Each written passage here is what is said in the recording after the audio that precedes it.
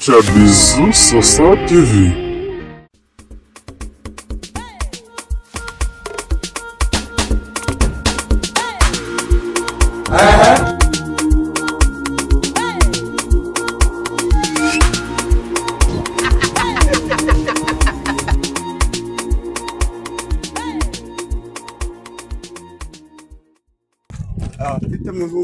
Sabo se wanje ya na biri mufite muri no minsi ngo tujye kugakora sha imirimo nanjye angande ku ndege musaza mu mazi ewa nshaka bisanga rwose ari ku ndege Damaye namenye ako kantu ni kabi umva nanjye nazindukiye kwanga rwose umva nanjye inzara mfite ndayikurengeje angane ku ndege musaza katurebe rwose barya bose babona biciyemo kabisa sha inzara rero mwanza rero kabisa na uraye shumba twabwirwa uramenye ako kantu ni kabi walaikum mu kiranga rwose sha musa ni hatari kabisa Mungu none se ubu hamaze umwanya ungana cyane usha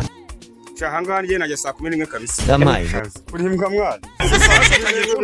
saa 5 mwana roza ngiye kunuka cyategereje none cyo kusaze ku ndege wowe oya mbabara rwose yeza nga saa 11 ujanga utangiye kunuka ngo ndimbwa sha nose utarimbwa mwana kabye saa 5 ukaba ujyagaza ngo utarimbwa mwana Damaye uramenye ako kantu ni kabi reka mfite imbaraga zanjye ubungubu ndisubizeyo ntabwo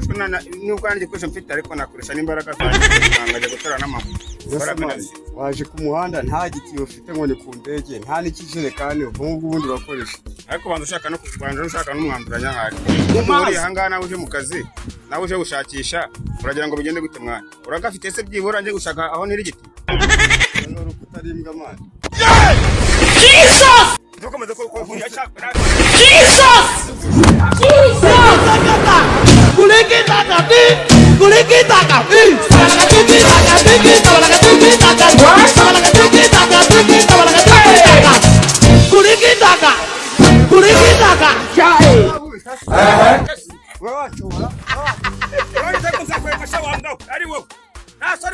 Damaye uramenye ako kantu ni kabi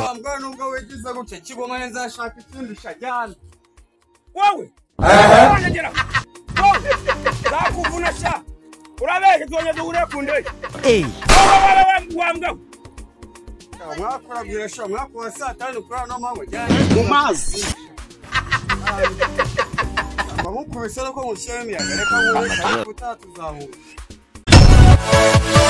yeah